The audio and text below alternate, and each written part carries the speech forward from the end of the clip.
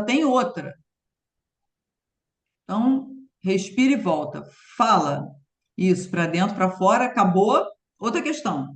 É, a Laís está com uma dúvida. Fala, Laís, antes da gente começar a ler tudo de novo.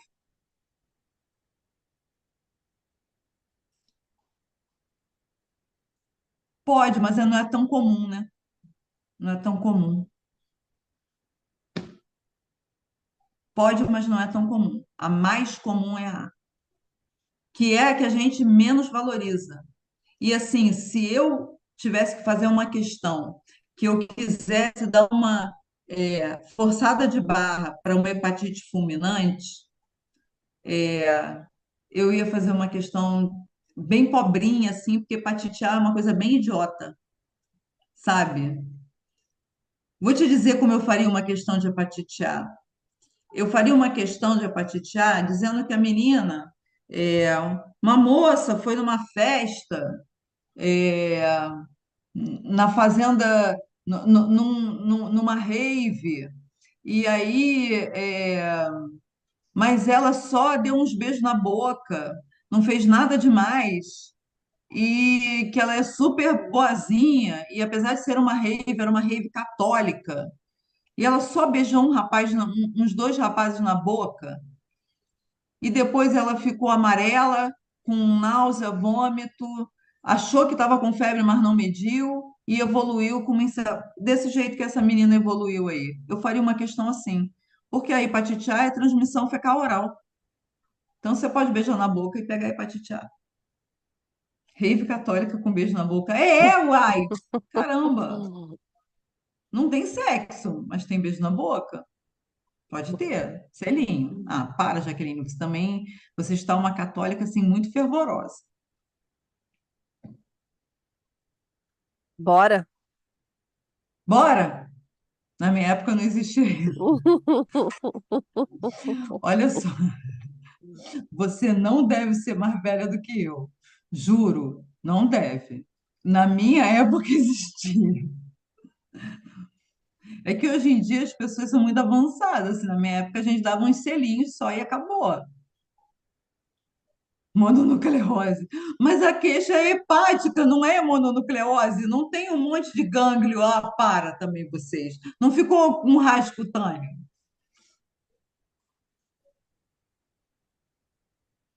Quando meu filho foi para a faculdade, teve uma época que ele teve um negócio. Teve um negócio que eu achei que ele estava com mononucleose. Aí eu falei assim: meu filho, fala para mim. Você andou beijando um monte de gente na boca? Ele, não beijei. Tá bom. Bora, Vamos lá? Carlinha. Podemos ir para o Vamos, próximo? vamos, vamos. Já tá na tela. Manda Chega. ver. Chega porque eu já falei muito e todo mundo quer ir dormir. Vamos lá. Vamos ler. Ler.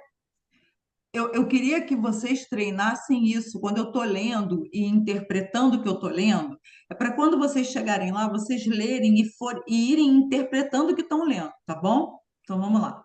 Um homem de 62 anos, com histórico de hipertensão arterial sistêmica de longa data, adesão irregular ao tratamento, é levado ao pronto-socorro por familiares devido a cefaleia intensa, náuseas, vômitos e confusão mental às 6 horas.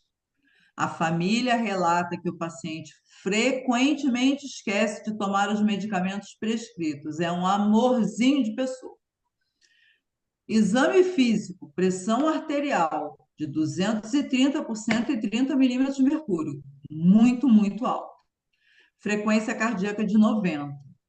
Fundoscopia, fundo de olho. Presença de papiledema bilateral, sem hemorragia retiniana.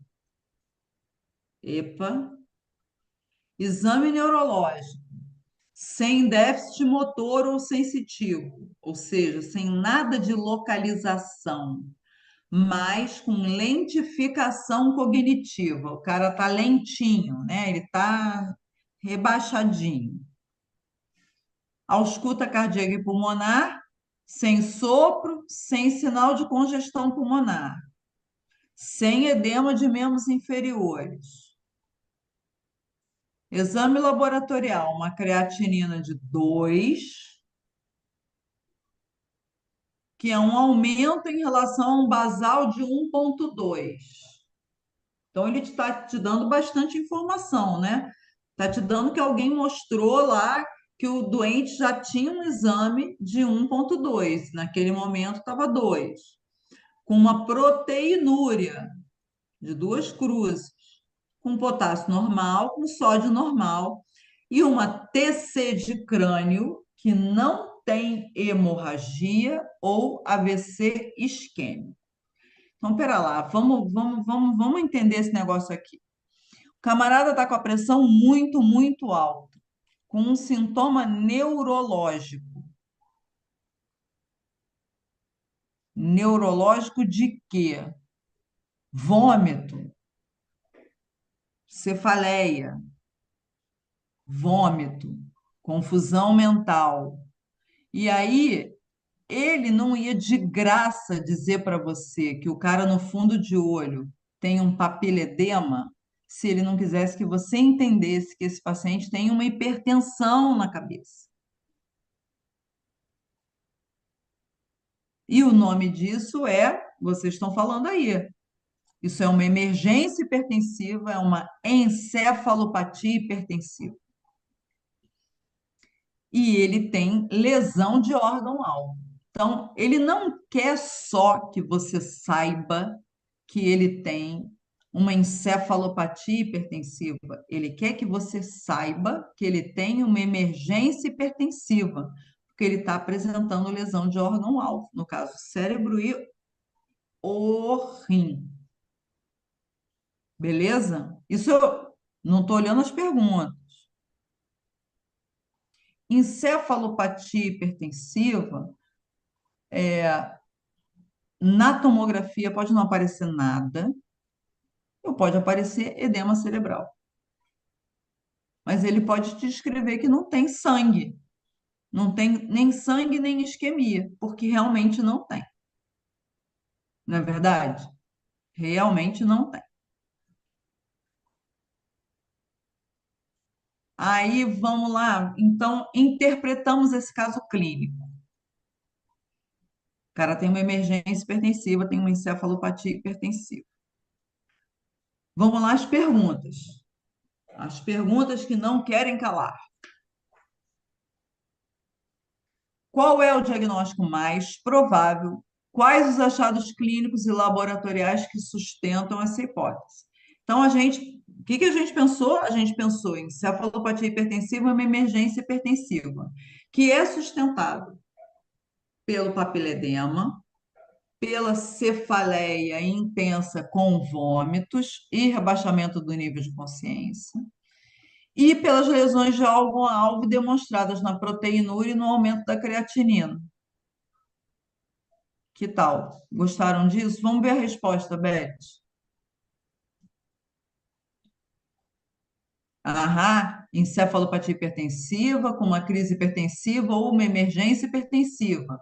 Achados que sustentam a pressão muito elevada, sintomas neurológicos, papiledema na fundoscopia, não tem nada na TC e aumento de creatinina e proteinúria,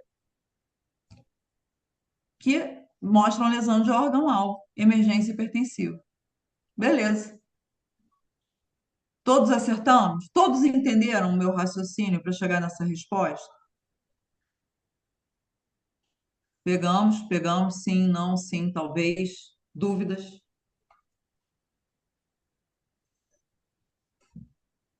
Pegamos. Estão todos cansados, exaustos, porque essa doutora fala muito. Vamos voltar lá para as perguntas, então, Beth. Quais as medidas terapêuticas iniciais para o manejo e justifique? Então, você não pode só falar, você tem que justificar. Então, vamos lá. A primeira coisa que a gente sabe é que emergência hipertensiva trata com medicamento venoso. e que a gente não pode diminuir muito essa pressão de uma vez. Não pode ser rápido. Por quê? Por que que não pode diminuir a pressão rápido, pessoal? O cara não está passando mal porque a pressão está alta? Por que que eu não posso diminuir essa pressão rápido? Conta para mim.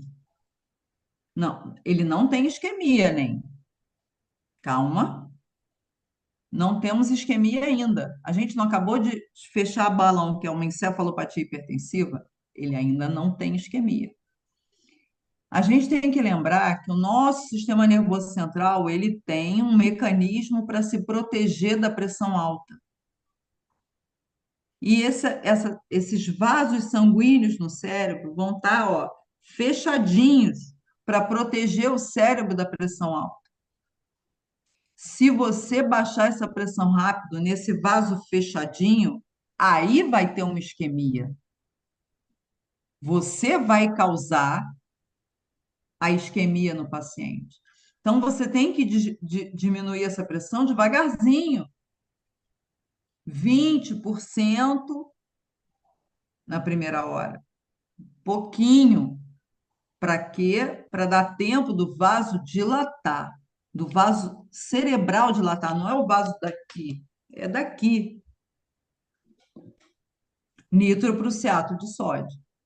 Em princípio, pessoal, remédio para emergência hipertensiva, qualquer que ela seja, seja, por exemplo, um edema agudo de pulmão hipertensivo, seja uma encefalopatia hipertensiva, o remédio é nitroprussiato de sódio. Está escrito isso na diretriz de hipertensão, é o primeiro que está na diretriz de hipertensão da Sociedade Brasileira de Cardiologia. Tem outras opções? Tem outras opções.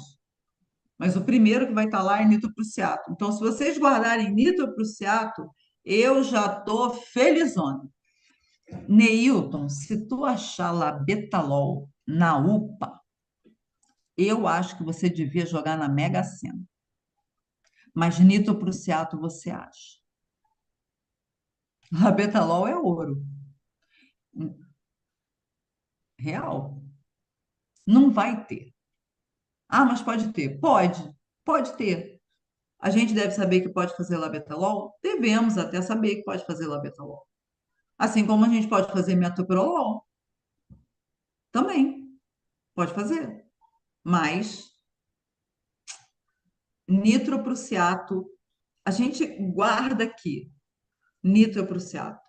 Se você tiver que guardar alguma coisa, pessoal, guarda nitroprussiato, que já está de bom tamanho a resposta, tá bom? Vamos ver essas respostas na UPA do Distrito Federal.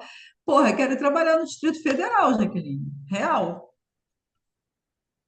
Vamos lá, vamos lá. Condutas terapêuticas, reduzir a pressão de forma inicial. Então, assim, o paciente tem que estar monitorizado, óbvio. Gente, vocês acabaram de falar aí, sempre monitorizado, né?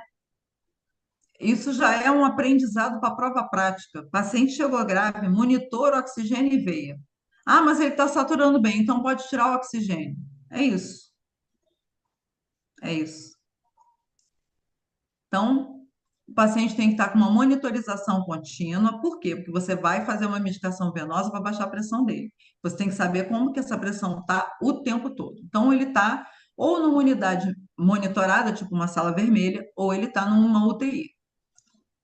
E reduzir a pressão gradualmente, 20 a 25% nas primeiras 2 horas. Vamos lá. O que dá 10% por hora. Você vê que é pouco. Meu quadrinho, esse quadrinho aí, eu pedi para a Beth botar. Esse quadrinho é o quadrinho que aparece na Diretriz Brasileira de Hipertensão Arterial. E aí você tem administração, quando começa, por quanto tempo, a indicação e os efeitos adversos, tá certo? Você só vai preferir a nitroglicerina ao nitroprussiato Se em algum momento desse enunciado o cara sugerir que esse paciente já é um paciente que tenha alguma insuficiência coronariana, alguma complicação como infarto, alguma coisa assim, tá? Se ele não tiver nada disso, o que você vai fazer é nitroprusiato, beleza? Mas as três primeiras drogas que a própria Sociedade Brasileira de Cardiologia fala são nitroprusiato, nitroglicerina e metoprolol. Mas a gente, óbvio, tem outras opções. Continua aí, Beth. A gente tinha aquele pedaço da, das outras, as outras opções, né? Não, não, desculpa, foi uma falha aí da minha digitação. Não é preferencial, é opcionais. Outros fármacos que a gente pode aprender. Nicardipina, labetalol. Se a gente for pensar em coisas que você comumente encontrará em emergências públicas no Brasil, até hidralazina venosa. Beleza? Lembramos disso? Evitar a queda abrupta da PA, monitorar a diurese e eletrólito, avaliar outros órgãos-alvo, como o olho e o eco, para ver o comprometimento cardíaco. O fundo de olho já tinha sido feito, disse que não tinha hemorragia, que só tinha edema de papila. Beleza? Mas assim, isso aí está tudo na diretriz brasileira de hipertensão arterial. É uma coisa linda que tem 1 milhão de páginas. Mentira, cento e alguma coisa, 140, sei lá. Então, vimos aí nossa conduta. Volta nas perguntas, Beth, por favor. É só uma observação, pessoal, apesar de estar uma tabela aqui no gabarito, na prova, obviamente, que vocês não vão desenhar uma tabela, tá? Não, Como é não, que é só porque então, eu como é? quis tirar a tabela da diretriz para vocês verem exatamente o que está escrito ali. Mas, Uhum, assim, na prova vocês teriam que botar nitroprusiato de sódio, isso, 0,25 a 10 miligramas por quilo por minuto. É isso aí, isso. do jeitinho que tá aqui, por exemplo, ó. Início, ajuste, entendeu? Até, então, assim, esse aqui é como vocês escreveriam que tá na tabela, tá bom? Então, só para vocês não terem dúvida de como Então, redigir a resposta. volta na tabela só para eu falar para eles. Então, o que que você escreveria?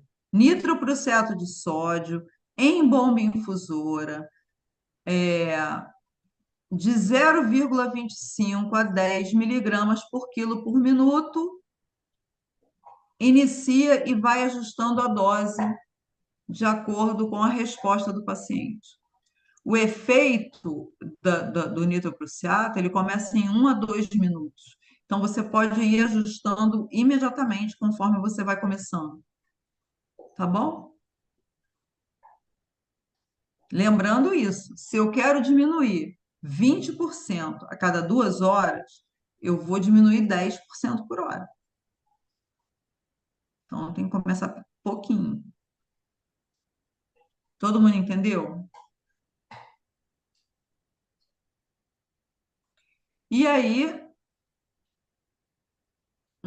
quais exames complementares nós temos que fazer para fechar o balão da evolução desse paciente, monitorar essa evolução e planejar o tratamento? Aí, bom, a gente viu que o cara está com uma lesão renal, né? Então, função renal, para monitorar essa lesão renal. Eletrocardiograma e eco, porque temos que saber como está o coração do bonito, não é isso? Já que o bonito não se trata muito bem. Monitorar sempre a pressão arterial, ele vai estar internado no CTI justamente, vai ter que monitorizar essa pressão arterial, porque tem que reduzir ela muito lentamente. Mas uma coisa que eu acho interessante, mapa, não, não precisa mapa, não precisa mapa, ele está internado com monitorização contínua. É eletricasa. Laís, você está muito treinada para atender no SUS, cara. Cara, não, eu não faria isso. Mas uma coisa que ele chama atenção na diretriz brasileira de hipertensão arterial, e, e eu sou uma pentelha que já leu ela inteira, ele chama muita atenção da hipertensão resistente, da hipertensão refratária, para você investigar é, causas secundárias de hipertensão. E a gente tem que lembrar do seguinte: camarada hipertenso de longa data, maltratado, o vaso sanguíneo dele vai para as cucuias, né? Inclusive as artérias renais. Então, pensa só no seguinte, que às vezes a estenose de artéria renal, ela vem depois, ela não é a causa da hipertensão, mas ela vem depois. Então, eu faria um Doppler de artéria renal para ver se essa hipertensão progressiva dele, que piorou muito, possa ser já tendo um componente secundário para colaborar com essa hipertensão primária. A questão da tomografia que vocês estão citando, a tomografia já foi feita, né? Ele já fez a tomografia na emergência, que já descartou hemorragia e tal. Então, eu só indicaria uma outra tomografia se o paciente tiver um novo sintoma neurológico, ou se ele não melhorar do sintoma neurológico, mas não como um planejamento de tratamento, porque, em princípio, o controle contínuo da pressão dele vai fazer diminuir esse edema cerebral e ele vai melhorar sozinho do sintoma neurológico. Não dá para diminuir. Esse edema cerebral não diminui você fazendo medidas para edema cerebral, tipo o manitol, tá? Não melhora. Não façam manitol. Não está indicado manitol na encefalopatia hipertensiva, pelo amor de Deus. Não está indicado. Vamos lá ver a resposta, então, para ver se a gente está esperto. Aí, então, monitoramento laboratorial, eletrocardiograma, ecocardiograma, Doppler de artéria renal, monitoramento da pressão arterial. Ó, que lindo. Ó, que lindo. Esse negócio que a gente botou aí nas referências é justamente estar dentro da diretriz de hipertensão arterial da Sociedade Brasileira de Cardiologia.